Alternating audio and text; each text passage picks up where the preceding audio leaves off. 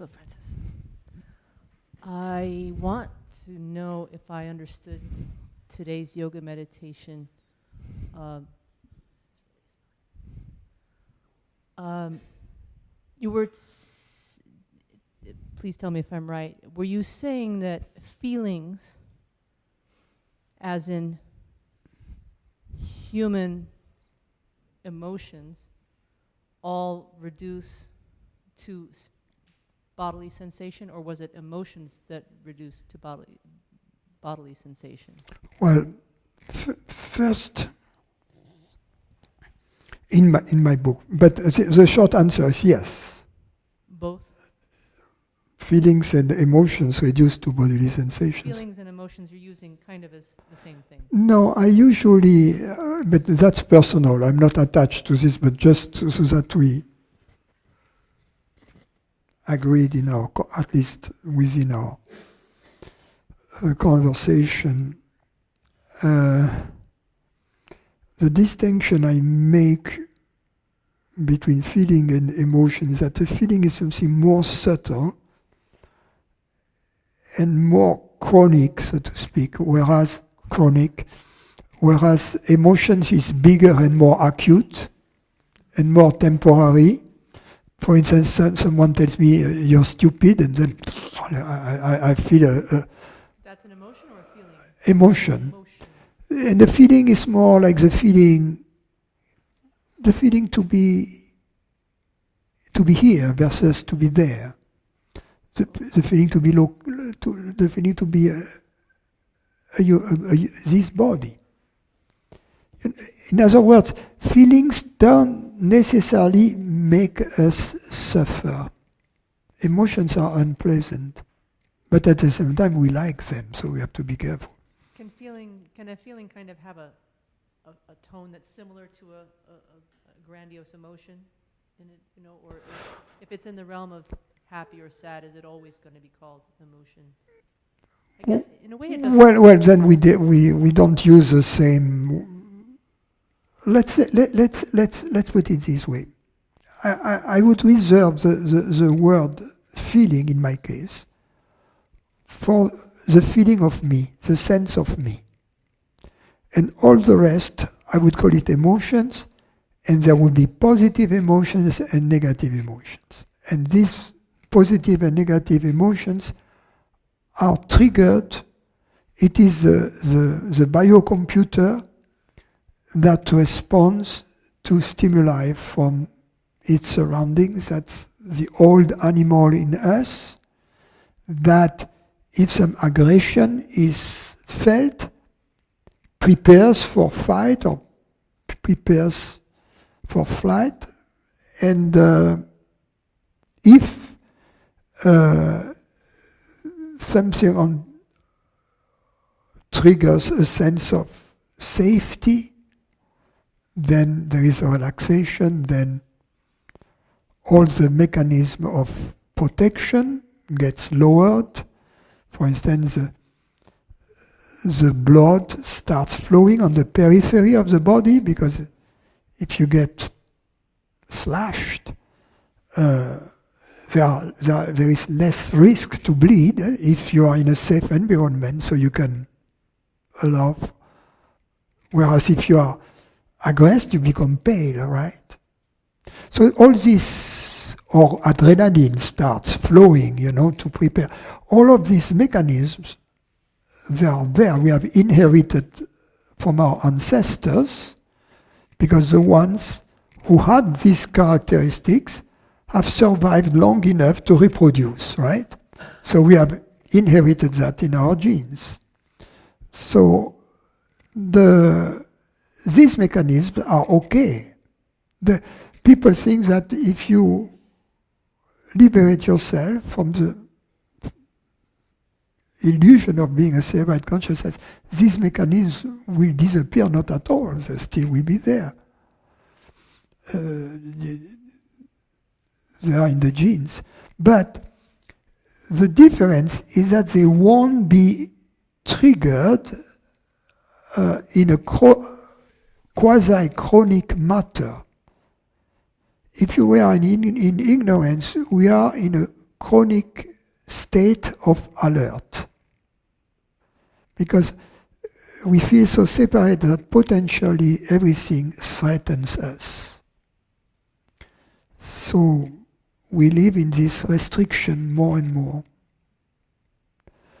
So emotions are felt to be unpleasant when they are negative, pleasant when they are positive emotion and expansive. Feelings, the sense of me, is usually condoned. It feels safe, it feels cute, it feels nice, it feels, we want to pet it. Like the little dog. But then it grows into a monster. That's a problem. So we have to discover in hindsight that often these big negative emotions, at their very origin, there was this feeling of me as a person. Were you driving at the idea that all of that emotion and feeling all breaks down to physical bodily sensation? That me is just a bodily sensation at its essence? Yeah,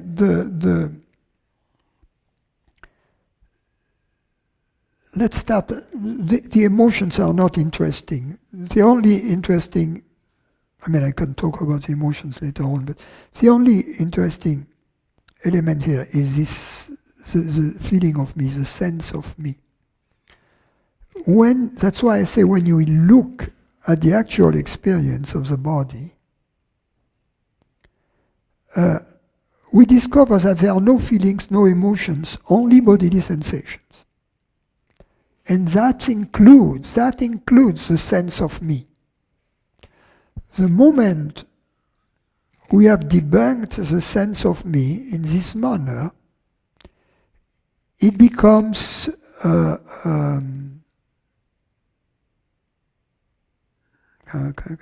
deactivated.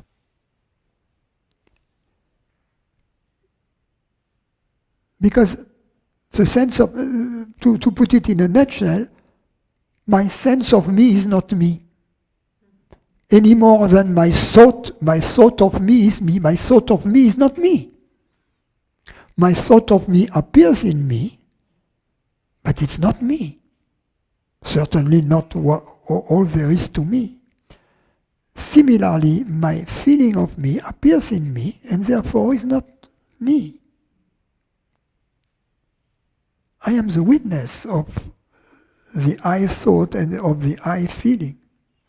But in ignorance, I've chosen to identify with the I thought and to identify with the I feeling.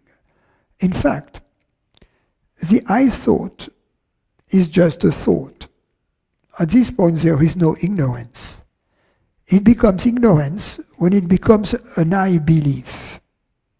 In the same way, a feeling in the forehead or in the chest that I identify as me is just a bodily sensation, not yet a feeling, up until I say that's me. If you will, consciousness identifies with either a thought or a bodily sensation. And then what was just a thought becomes a belief. What was just a bodily sensation becomes a me feeling. Because consciousness is by its very nature not an object, therefore not a perception. This marriage between a perceived object and consciousness cannot live forever, cannot endure. At some point, it's like an emulsion of water and oil. It cannot last forever. If you agitate it, it will seem to be one single liquid, but after a while, they will separate. The recognition of the independent nature of consciousness generates in us the process of discrimination that realizes this separation. Consciousness returns to this not knowing place where it belongs. And the bodily the feelings is seen for what it is, a bodily sensation. That's how this process works on the level of feeling. Now, an emotion is different because the me feeling is direct. There is nothing before the me feeling. The me feeling is right off the bat, so to speak. Whereas the emotion, the negative emotion, starts often from the me feeling. And often then the me feeling and the me thought. And then the frustration emerges. How did he dare do that to me? You see? And then the emotion grows out of that. But at the very first moment, there was this sense of me. So if you get rid of the sense of me, you really cut the entire process at its very origin. And it's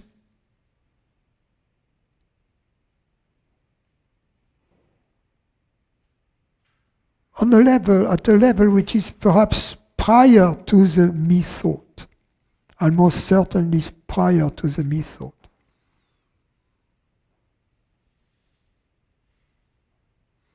I think that the etiology of ignorance, if you will, started before we were able to conceptualize ourselves. The etiology, the history of ignorance became prior at an age when we were not yet able to conceptualize ourselves, but when we, through our mirroring neurons, get a sensorial message from our surroundings that we were separate. Because they had this feeling too.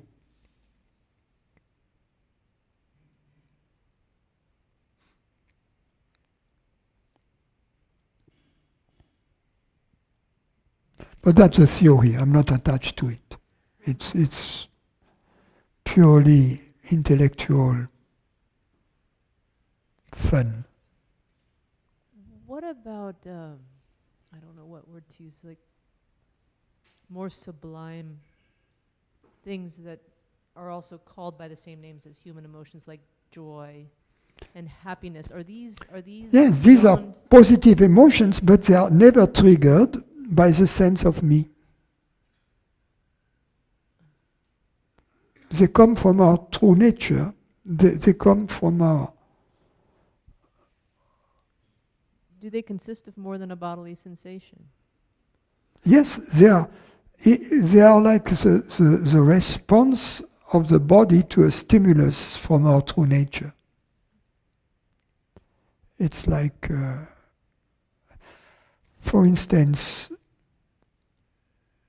you could feel that in a moment of love, in a moment of beauty, a moment of humor also. Well, it's liberating, right? Or a moment of understanding. It's also liberating, and you feel that. You feel a release. You feel